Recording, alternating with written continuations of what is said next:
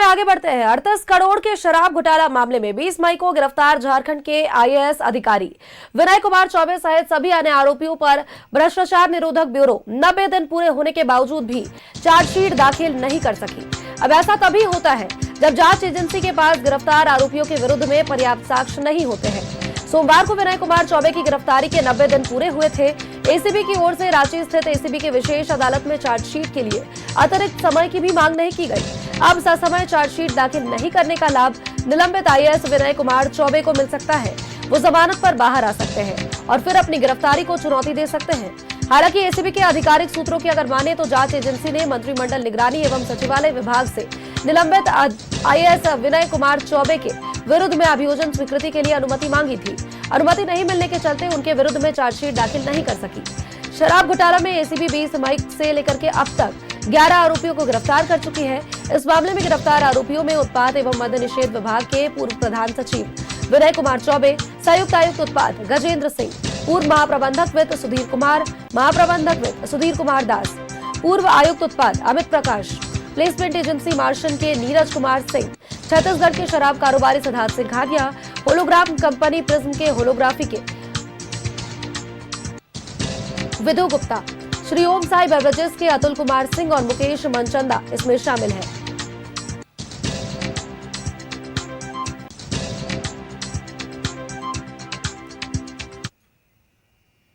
और इसी खबर पर अधिक अपडेट्स के साथ हमारे सहयोगी दीपक लगातार हमारे साथ बने हुए हैं। दीपक का एक बार रुख कर लेते हैं। दीपक, एसीबी को चार्जशीट दाखिल करनी थी लेकिन एसीबी नहीं कर पाई। अब ऐसे में ये कयास जरूर लगाए जा रहे हैं कि निलंबित आईएएस विनय कुमार चौबे शराब घोटाले के आरोपी कहीं ना कहीं ये जेल से बाहर आ सकते हैं और जिसके बाद अपनी गिरफ्तारी को चुनौती जरूर दे सकते हैं।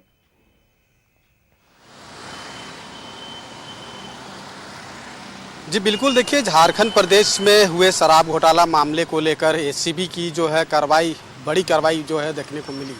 लेकिन 90 दिन के भीतर जो चार्जशीट दाखिल करनी होती है वो चार्जशीट कहीं ना कहीं जांच एजेंसी एसीबी दाखिल नहीं कर पाई। 90 दिन का जो अवधि है वो कल ही पूरा हो रहा था। आप अगर देखें तो 20 मई को जो है झारखंड में शराब घोटाला मामले को लेकर एसीबी की जो है वो कार्रवाई शुरू हुई थी।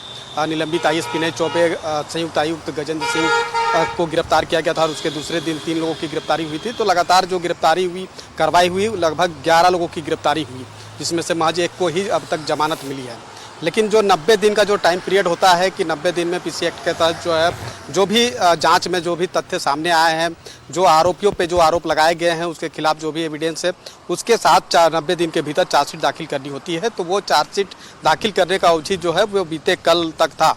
लेकिन कल उम्मीद जताया जा रहा था कि एसीबी जो है वो चार्जशीट दाखिल करेगी, लेकिन चार्जशीट दाखिल एसीबी नहीं कर पाई, नहीं की। अब चार्जशीट दाखिल नहीं होने पर जाहिर सी बात है कि इसका लाभ कहीं ना कहीं आरोपियों को मिल सकता है और मिलता है, क्योंकि जांच एजेंसी एसीबी को चार्जशीट जब दाखिल नहीं कर पाई तो ऐसे परिस्थिति में आरोपियों के द्वारा जो जमानत की अर्जी या फिर जो गिरफ्तारी की गई है उसको अगर चैलेंज की जाएगी तो वैसे परिस्थिति में उनके पास एक दलील रखने का एक अवसर मिल जाएगा कि जांच एजेंसी एसीबी जो भी एलिगेशन, जो भी आरोप लगाए हैं, क्या उनके पास पर्याप्त साक्ष्य और सबूत है। पर्याप्त साक्ष्य और सबूत होते तो वो 90 दिन के भीतर चार्जशीट दाखिल करते। ऐसा नहीं है, यही वजह है कि चार्जशीट दाखिल नहीं कर पाया। तो ये दलील जो है बचाव पक्ष की ओर से जो है वो दी जा सकती है। अब पूरे मामले में आप देखना होगा कि एसीबी जो है कब तक चार्जशीट दाखिल करती है और 90 दिन का तो टाइम पीरियड जो है वो पूरा हो ही गया है। अब चूँकि झारखंड प्रदेश में शराब घोटाला मामले को लेकर एसीबी की जो कार्रवाई है वो एक बड़ी कार्रवाई के तौर पे देखी जा रही थी। जब 20 मई को निलंबित आईएएस विनय चौबे, गजेंद्र सिंह को गिरफ्तार किया गया था और उसके बाद लगातार जो जांच और कार्रवाई जो लगातार है वो चलती रही। कई प्लेसमेंट एजेंसियों के खिलाफ जो है कोर्ट से वारंट भी लेकर के गिरफ्तारी करने की जो प्रयास है वो की गई। तो लगातार जिस तरीके से ये और एसीबी का जो दावा रहा है कि कहीं ना कहीं झारखंड प्रदेश में एक बड़े सिंडिकेट के तौर पर जो है शराब का घोटाला किया गया है और राज्य सरकार के राजस्व को एक बड़ा नुकसान पहुंचाया गया है।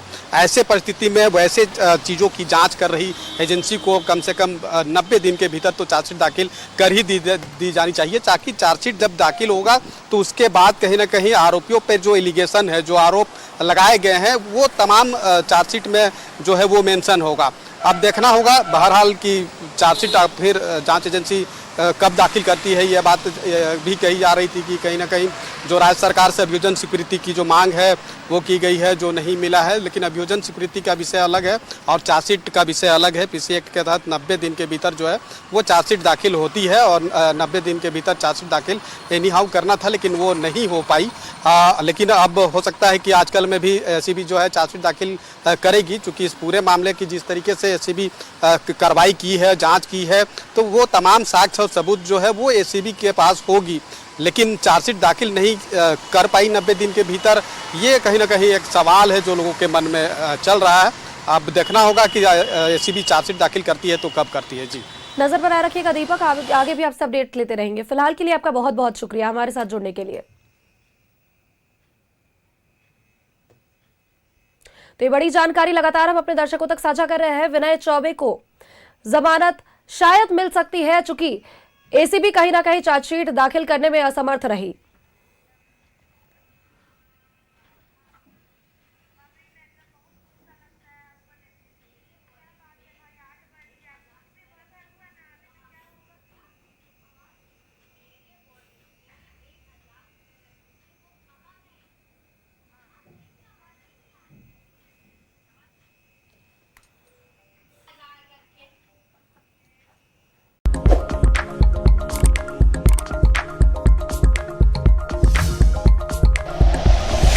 Like and share videos, subscribe करें हमारा चैनल और प्रेस करें बेल आइकॉन। न्यूज़ 11 भारत, सच है तो दिखेगा।